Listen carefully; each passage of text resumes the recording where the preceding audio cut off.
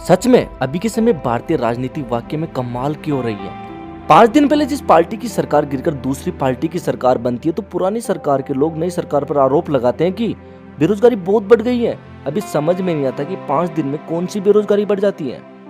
और ये बात कितनी सच है कि भारतीय जनता पार्टी हिंदू वोटर को और कांग्रेस पार्टी मुस्लिम वोटर को साधने के लिए क्या क्या करती है, और क्या स्पष्ट रूप से भारतीय जनता पार्टी का हिंदुत्व को सपोर्ट करना कितना जायज है। भाजपा ने अपने 1989 के पालमपुर प्रस्ताव में आधिकारिक तौर पर हिंदुत्व को अपनी विचारधारा के रूप में अपनाया था। भाजपा का दावा था कि हिंदुत्व सांस्कृतिक राष्ट्रवाद और भारतीय राष्ट्रवाद की अवधारणा का प्रतिनिधित्व करता है। भारत सेक्युलर है तो बीजेपी या आरएसएस की वजह से नहीं है, और 82% हिंदू हैं, और ये हिंदू के सोचने का तरीका है। हिंदू एक किताब से जुड़ा हुआ नहीं है, हिंदू एक पैगंबर से जुड़ा हुआ नहीं है। जो ईश्वर को नहीं मानता वो भी हिंदू है, और ये हमारी संस्कृति का हिस्सा है। भारतीय जनता पार्टी से पहले जब जनसंघ की बागडोर 1968 में अटल बिहारी वाजपेयी जी ने संभाली थी, उस समय उनकी 3 महत्वपूर्ण मांगे थी। यूनिफॉर्म सिविल कोड का गठन हो, गो हत्या पर प्रतिबंध लगे और जम्मू कश्मीर स्पेशल इफेक्ट्स को खत्म किया जाए। उनका उस समय यही मूल उद्देश्य था। उसके बाद कई मुद्दों पर भारतीय जनता पार्टी ने इस चीज का खुलकर समर्थन किया कि वह हिंदुत्व वाली पार्टी है, और यही हाल कांग्रेस का रहा। वो कभी भी खुलकर हिंदुत्व वाले मुद्दों पर नहीं बोल पाई, क्योंकि उसे डर था कि एक विशेष वर्ग उसके वोट बैंक से न खिसक जाए। इसका साफ साफ मतलब है कि एक छवि को ओढ़कर कुर्सी की राजनीति करना इन पार्टियों को बहुत अच्छी तरह से आता है। भारतीय जनता बहुत सीधी है, ये हमेशा किसी भी चीज को बहुत डीप तक ले जाती है और उसको अपने अंदर उतार लेती है। ऐसा ही देख लो, आजकल एक राठी जी है जो एक ही विशेष पर चर्चा कर रहे हैं, पर लोग समझते हैं कि वो सच्चाई बता रहे हैं। कुछ लोग कहते हैं कि रामायण जो थी ये कहानी नहीं है, ये हमारी हिस्ट्री है, क्योंकि जो ब्रिज है श्रीलंका और इंडिया के बीच में वो रियलिटी में एग्जिस्ट करता है, और वो एक डिस्कवरी चैनल में दिखाया था कि वो मैन मेड ब्रिज है। तो लोग बोलते हैं अच्छा क्योंकि वो ब्रिज एग्जिस्ट करता है इसलिए ये एक्चुअली में हमारी हिस्ट्री है, ये कहानी असली में हुई थी। लेकिन थोड़ा सा लोग एक लेवल तक ही सोचते हैं, उससे ज्यादा डीप नहीं जाते। Correct, they won't question. थोड़ी डिडक्टिव रीजनिंग अप्लाई करके देखो कि क्या एक मैन मेड चीज का एग्जिस्ट होना प्रूफ करता है कि पूरी कहानी असली होती है। क्या ये वो लॉजिक नहीं हो गया कि स्पाइडरमैन में न्यूयॉर्क शहर दिखाते हैं, तो न्यूयॉर्क शहर तो असली में एग्जिस्ट करता है तो स्पाइडरमैन भी असली होगा। स्पाइडरमैन भी असली में एग्जिस्ट करता है, नहीं होता है। कोई सेंस है इस बात की? किसी भी स्टोरी को लेकर राठी जी के पास बस इतना सा फैक्ट रहता है कि इसमें झूठ कितने प्रतिशत है और सच क्या, उसके बारे में बात नहीं करनी इनको तो बस साबित करना है कि इसमें कुछ ना कुछ झूठ है। और फिर कहा जाता है ना कि अगर झूठ को बार बार कॉन्फिडेंस के साथ बोला जाए तो लोगों को सच लगने लगता है। जबकि मैं नहीं समझता कि देश की असली समस्या यह है कि केजरीवाल को क्यों गिरफ्तार किया गया। उसने कुछ न कुछ कांड तो किया होगा, अब चाहे वो कांड कितना छोटा हो और कितना बड़ा हो, ये तो न्याय व्यवस्था तय करेगी। मैं मोदी जी को कहना चाहता हूं, प्रधानमंत्री जी, अगर केजरीवाल भ्रष्ट है तो इस दुनिया में कोई ईमानदार नहीं है। मैं उनको कहना चाहता हूं, जिस दिन आपको केजरीवाल के खिलाफ एक नए पैसे का भ्रष्टाचार मिल जाए, चौराहे के ऊपर खड़े होकर फांसी दे देना।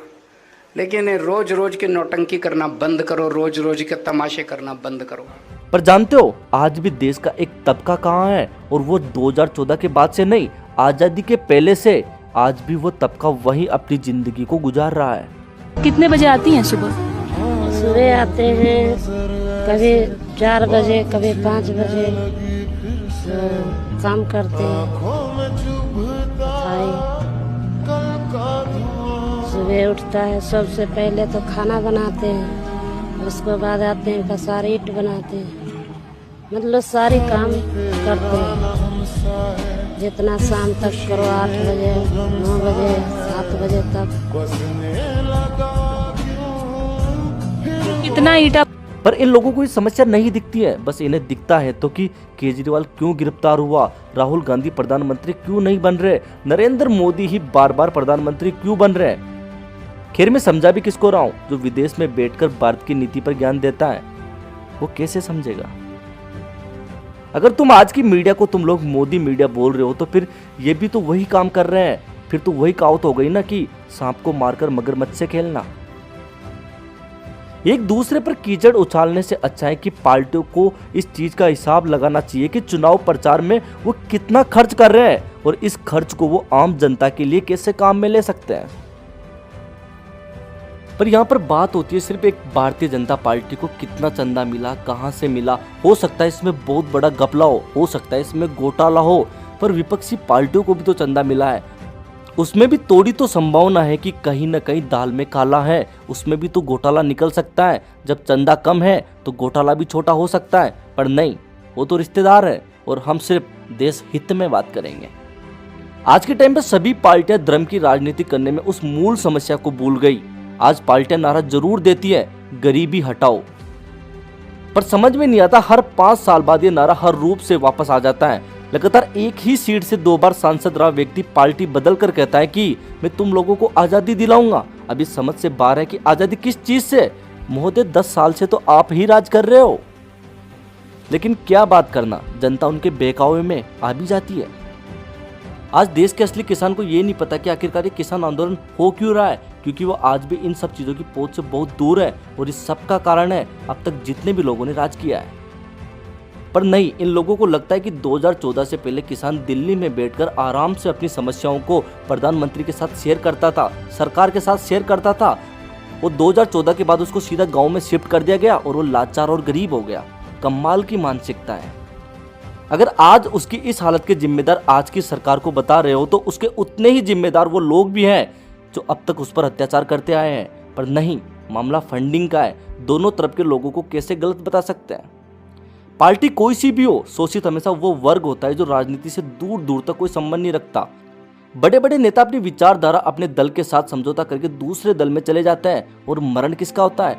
उस जिम्मेदार कार्यकर्ता का जो जमीनी स्तर पर पार्टी की रीढ़ की हड्डी होता है और उसका महत्व तो बस वोटिंग वाले दिन होता है। उसके बाद किसी नेता को, किसी पार्टी को उसकी विचारधारा से कोई फर्क नहीं पड़ता। और ये एक पार्टी का मुद्दा नहीं है, ये उन समस्त पार्टियों का मुद्दा है जो आज पक्ष में है और विपक्ष में। आज लोग मोदी को तानाशाह बता रहे हैं, फिर सामने वाले भी कौन से तानाशाह से कम है। फिर तो ये वह कहावत हो गई, बिच्छू को मारकर सांप को पालना। पूरा सच कोई भी मीडिया नहीं दिखाती, क्योंकि आधा विपक्ष के साथ खड़ा है और आधा पक्ष के साथ खड़ा है। तो फिर मसला तो फंडिंग का ही हुआ ना। अक्सर 2 शेरों की लड़ाई में बेचारा गीदड़ मर जाता है और वही हाल आज हमारे देश के गरीब और किसान का हो रहा है। पर नहीं, हमें तो मोदी को तानाशाह घोषित करना है और राहुल गांधी को हीरो। और फिर जब राहुल गांधी सत्ता में आ जाएंगे तो फिर लगेगा कि राहुल गांधी तो तानाशाह है और मोदी हीरो। इसका एक शाब्दिक सा अर्थ है कि मीडिया सिर्फ एक विचारधारा के अधीन होता जा रहा है। तो फिर सच्चाई को कौन दिखाएगा? और भारतीय राजनीति का शिकार गरीब और किसान आखिर कब तक होता रहेगा? इसका मैं आज इन सभी राजनेताओं से जवाब मांगता हूं।